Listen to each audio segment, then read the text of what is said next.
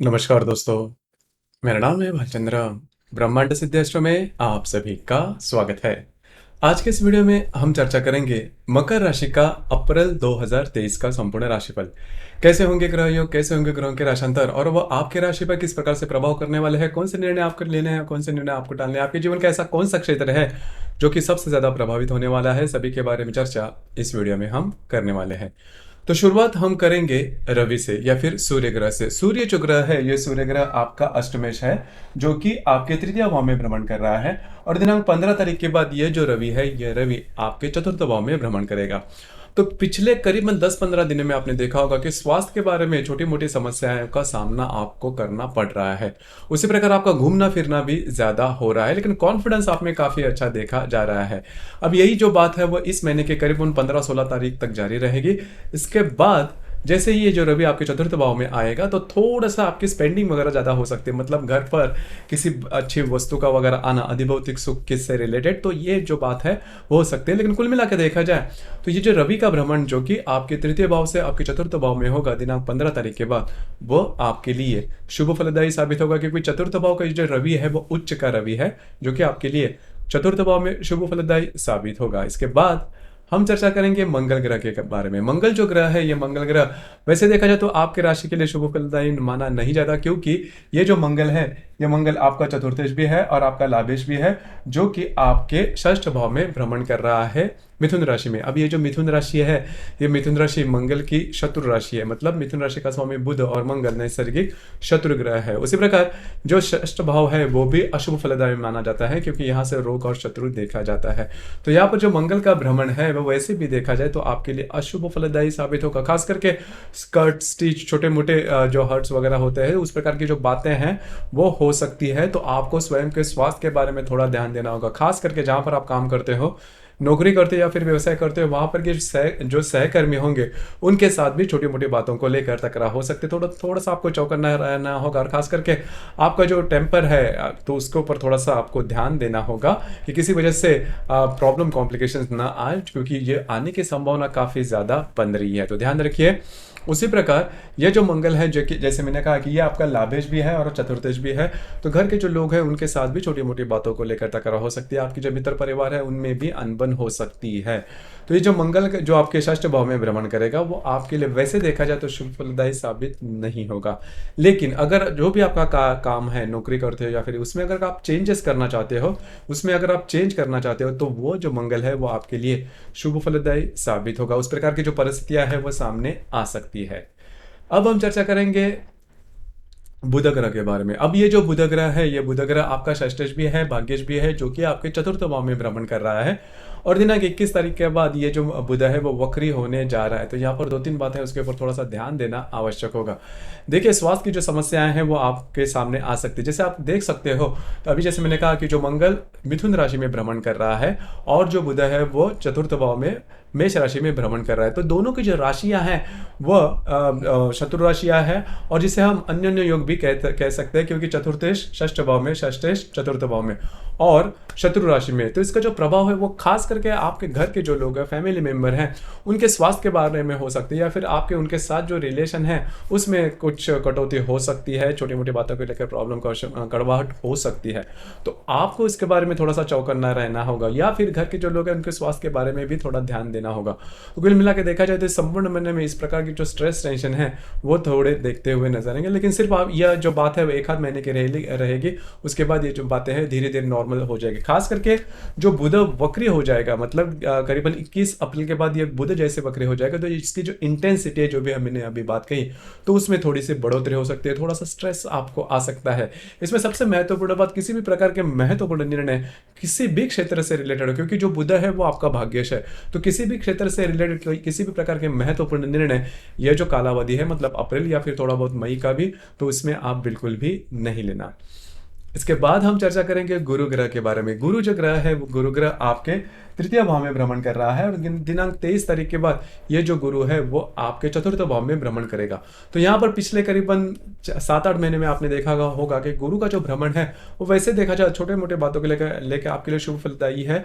और एक बात आपने नोटिस की होगी कि पिछले करीबन 8-9 महीने में आपका थोड़ा घूमना फिरना ज़्यादा हो रहा है या फिर आपकी एक्टिविटीज़ ज़्यादा हो रही है घर के बाहर की, तो वो जो बातें हैं वो भी इस महीने में देखी जाएगी। हालांकि इस महीने के 23 तारीख के बाद ये जो गुरु है वो आपके चतुर्थ भाव में भ्रमण करेगा, जिसके कुछ अच्छे परिणाम भी मिलेंगे, लेकिन इसके जो परिणाम है वो इस महीने में नहीं मिलेंगे। यद्यपि ये 23 तारीख को राशि भ्रमण कर रहा है, लेकिन क्योंकि जो गुरु है वो स्लो मूविंग प्लैनेट है, उसके जो परिणाम है वो जल्दी जल्दी में नहीं मिलते।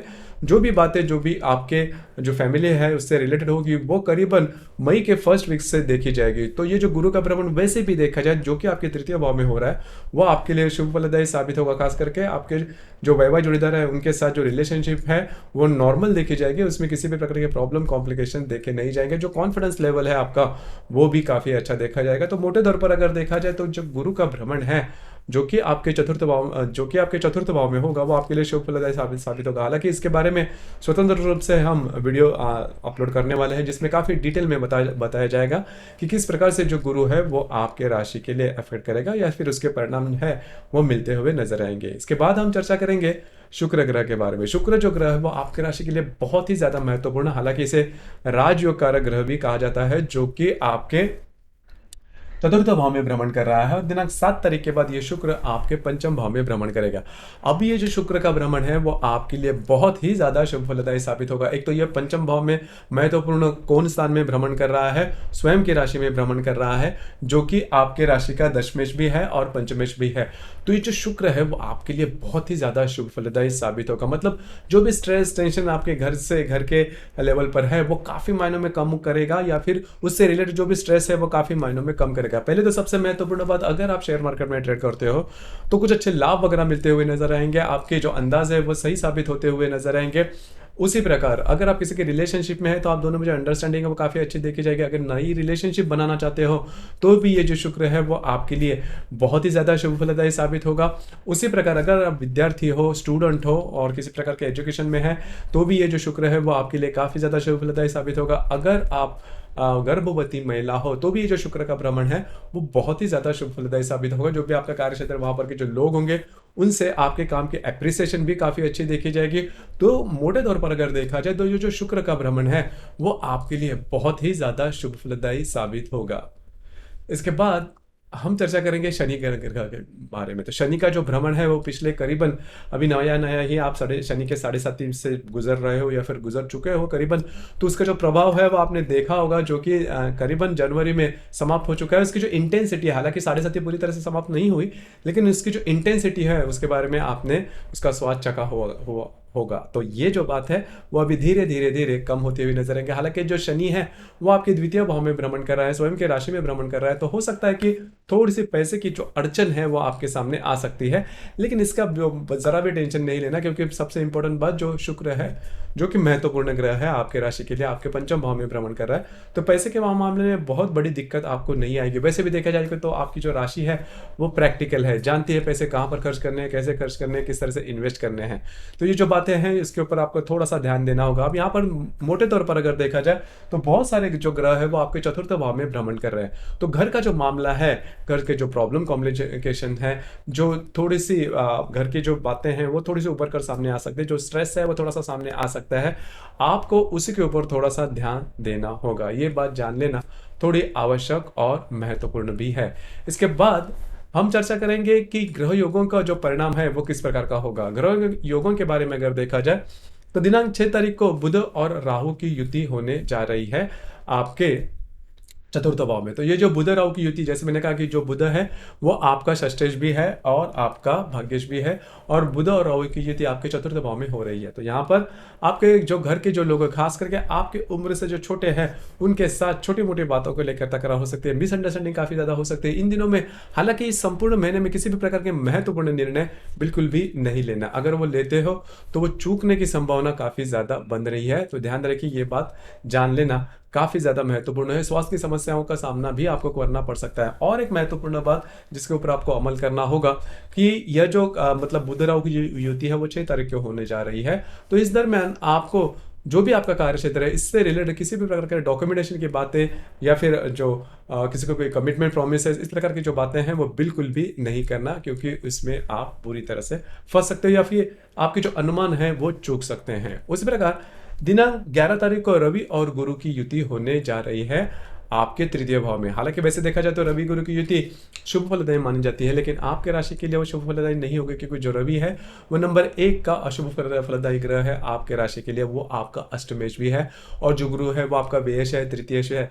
तो इन दिनों में मतलब 10, 11, 12 इन 3-4 दिनों में आपका घूमना फिरना ज़्यादा हो सकता है। उसका जो परिणाम है वो आपके स्वास्थ्य पर भी हो सकता है। स्वास्थ्य के बारे में अगर किसी भी समस्या से आप पीड़ित हो तो उसके जो प्रॉब्लम है थोड़े बढ़ सकते हैं। तो ध्यान रखिए, स्वास्थ्य के बारे में थोड़ा आपको ध्यान देना होगा। हालांकि इन दिनों में जो भी महत्वपूर्ण काम है वो आपके होते हुए नजर आएंगे, लेकिन स्वास्थ्य के जो समस्याएं हैं उसके ऊपर आपको थोड़ा सा चेक करना होगा, उसके ऊपर थोड़ा सा ध्यान देना होगा। उसी प्रकार दिनांक 25 तारीख को रवि और राहु की युति होने जा रही है आपके चतुर्थ भाव में। तो ये जो रवि मैंने कहा कि आपका अष्टमेश है या फिर मृत्यु स्थान का स्वामी है, राहु की युति में है, तो घर के जो लोग हैं उनके स्वास्थ्य के बारे में आपको ध्यान देना बहुत ही ज्यादा आवश्यक होगा। यदि स्वास्थ्य से कोई आपके घर के जो लोग हैं कोई पीड़ित है तो उनकी स्वास्थ्य की समस्या थोड़ी बढ़ सकती है। दिनांक 25 तारीख को यह युति है तो उसके ऊपर आपको थोड़ा सा ध्यान देना होगा, क्योंकि हालांकि इस महीने में जो ग्रहण है वो भी आपके चतुर्थ और दशम भाव में होने जा रहा है। तो आपको थोड़ा सा घर का जो मामला है उसके बारे में सजग रहना ज्यादा आवश्यक होगा। खुद के स्वास्थ्य के बारे में भी थोड़ा ध्यान देना होगा। उसी प्रकार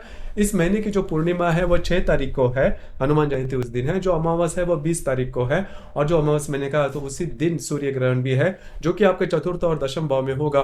तो मोटे तौर पर अगर देखा जाए तो किसी भी प्रकार के महत्वपूर्ण निर्णय बिल्कुल भी नहीं लेना जिसकी वजह से आपके जीवन की पूरी दिशा ही बदल जाए। और दूसरी इंपॉर्टेंट बात, घर का जो मामला है उसके बारे में आपको बहुत ही ज्यादा सजग रहना होगा। तो ये जो सभी बातें उसके ऊपर थोड़ा सा ध्यान देना आवश्यक है जिसकी वजह से प्रॉब्लम कॉम्प्लिकेशंस न आए। तो मोटे तौर पर अगर देखा जाए तो जैसे ही मतलब शनि का जो भ्रमण है वो आपकी राशि से निकल चुका है, लेकिन जो प्रभाव है थोड़ा बहुत देखा जाएगा। तो इस महीने में जो प्रभाव है आपके जो फैमिली है उसके ऊपर देखने को ज्यादा मिल सकता है, और आपके स्वास्थ्य के बारे में भी। तो दोस्तों ये था मकर राशि का अप्रैल 2023 का संपूर्ण राशिफल। आपको ये राशिफल कैसे लगा, आपने किस प्रकार से अनुभव किया, नीचे कमेंट बॉक्स में जरूर कमेंट करना। और अपना जो चैनल है ब्रह्मांड सिद्धि एस्ट्रो इसे भी लाइक शेयर और सब्सक्राइब जरूर करना। धन्यवाद।